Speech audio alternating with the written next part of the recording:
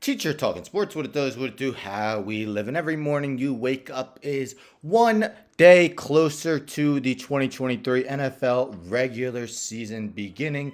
Today, The Athletic came out with their NFL quarterback tiers for 2023. It is the 10th edition. I'm not going to share the article because they're behind a paywall, but I will go over the tiers. So basically, they had 50 NFL coaches and executives who were granted anonymity to share unvarnished evaluations. The 50 league insiders placed 30 veteran quarterbacks into tiers that included 8 general managers, 10 head coaches, 15 coordinators, 10 executives, 4 quarterback coaches, and 3 involved in coaching analytics. So the rookie quarterbacks, the Bryce Youngs, the CJ Strouds, etc., are not included since we haven't seen them in an NFL game yet. So I'll go over all the tiers. None were put into tier 5. I'll name them descending order though. So we'll start with tier 4, and 5 quarterbacks made tier 1. Let's see if you could guess them by the end of the video. But tier 4 here is quarterbacks 30 to 24. So Gardner Minshew may begin the season with the Colts if they don't think Anthony Richardson is quite ready.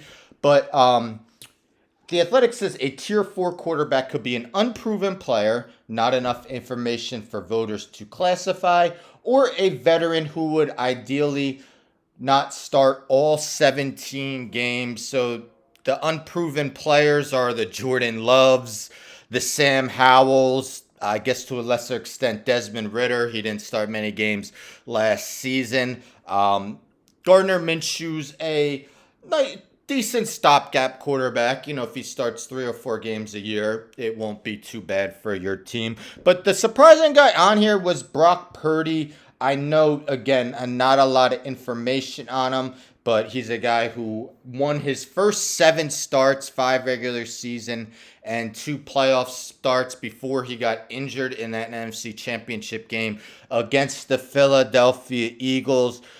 Kenny Pickett played better as the season went on.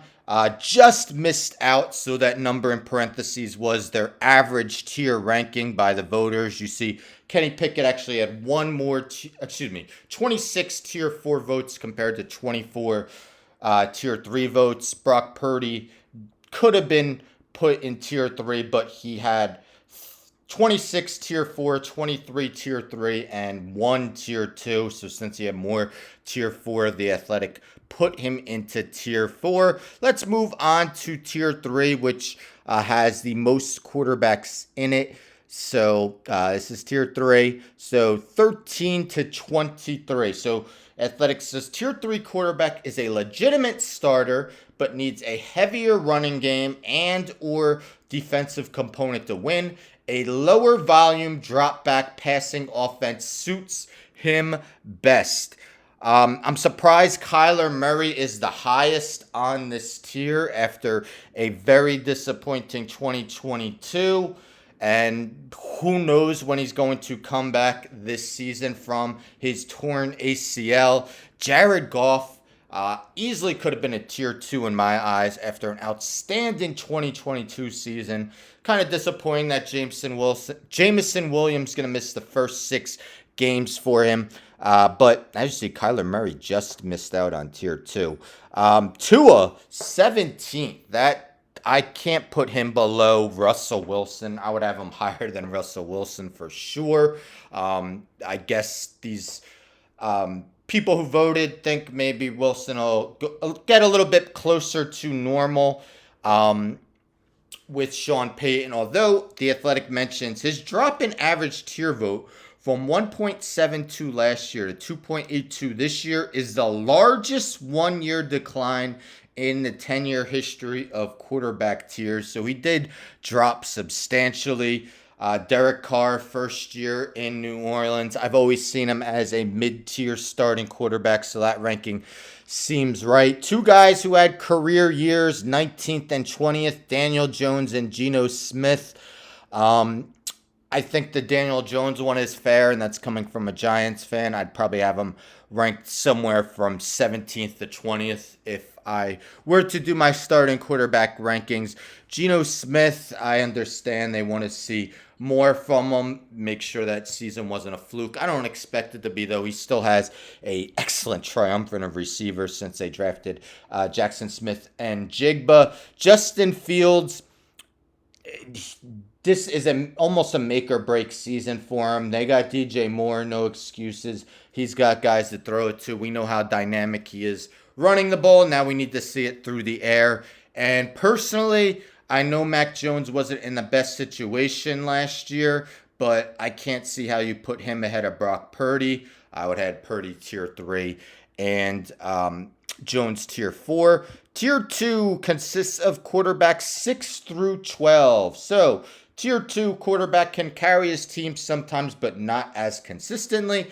He can handle pure passing situations in doses and or possesses other dimensions that are special enough to elevate him above tier 3. He has a hole or two in his game. So, Kirk Cousins barely makes tier 2. He actually had 25 tier 2 votes and 25 tier 3 votes. And I think that's about right for him. One of the toughest guys to rank is the guy who came in at 11th, Deshaun Watson. What to do with him? One person did vote him tier 1. One person did vote him tier 4. 31 tier 2 votes, 17 tier 3 votes. The Deshaun Watson from last season was tier 4, absolutely. But the Houston Texan version of Deshaun Watson towards the end was probably in between tier 1 and tier 2. So, again, I mean, they're stuck with them, the Browns, but this almost feels like a make or break season for him. Matthew Stafford hoping to get through the elbow ailments that didn't have him having his best season last year. Dak Prescott, 9th. I don't know. I would have put in Stafford over him, and I probably would have put in Jared Goff over him, who was 15th. But he makes tier 2. I think he fell a little bit from last year. It actually says it's the 4th consecutive season where he's ranked between 9th and 12th. Trevor Lawrence, 8th. So 8 through 6, I could easily see being tier 1 quarterbacks. I wouldn't have blinked an eye if they were put in tier 1. I mentioned in a short yesterday, I think Trevor Lawrence is going to be on the outer edges of the MVP race. I'm not saying he's going to win it, but he's guys whose name's going to be in consideration, I think. Lamar Jackson, I'm expecting to have probably the second best season of his career other than his MVP season. And man, Jalen Hurts I would have had over number 5, which we'll get to in a moment. I would have put Jalen Hurts on tier 1, and number 5 I would have put tier 2. That being Justin Herbert. Herbert not barely made tier 1. He had 29 tier 1 votes, 21 tier 2 votes.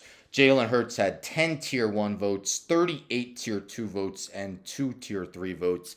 I don't understand how 2 people could vote him tier 3. I understand him being tier 3 heading into last season, where honestly, if he didn't show a lot of growth, there was a chance he may have been replaced, but he finished runner-up for MVP. Aaron Rodgers, very hard to rank, and The Athletic kind of compares this situation to Tom Brady. Tom Brady's last season in New England was one of his worst.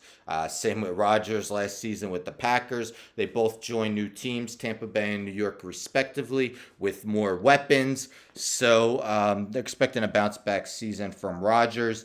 Third, Josh Allen, 44 tier 1 votes, 6 tier 2 votes. Joe Burrow, 49 tier 1 votes, 1 tier 2 vote. So it mentions the lone tier 2 vote came from an executive who listed only 2 top tier quarterbacks on his ballot, Mahomes and Allen. This exec cited the no real holes in his game verbiage of the tier 1 definition and asserting that the sacks Burrow takes are a hole in his game. Let's see if he can improve in that facet. And the only guy who unanimously was voted tier 1, and if anyone voted this guy tier 2, he probably shouldn't have gotten a vote next season because it would have been absurd. Patrick Mahomes, I don't think anyone could argue that. He should be a unanimous tier 1. So there you have it, the Athletics quarterback tiers for 2023. What are your thoughts on this? Do you agree with the 5 in tier 1? Would you have taken any out? Would you have put in someone in? I mean, I think Jalen Hurts deserves to be tier 1. And again, I wouldn't have had an issue with Lamar Jackson or Trevor Lawrence being tier 1 as well. I mean, I could understand Lawrence maybe not being there yet since it's really, let's say, half or 2/3 of a year where he played like a tier 1 quarterback. You got to maybe see more of it. Where do you think the rookie quarterbacks will end up next year? The Bryce Youngs, the CJ Strouds, Anthony Richardson. Where do you think they end up in next year's quarterback tiers for 2024? But again, the NFL season is approaching. I can't wait. And if you have The Athletic, definitely give this quarterback tiers a read. It was definitely a good article to read. Anyhow, don't forget to subscribe. Tell a friend to tell a friend to tell a friend to subscribe. Like the video, share the video, hit the bell for notifications. I'm out.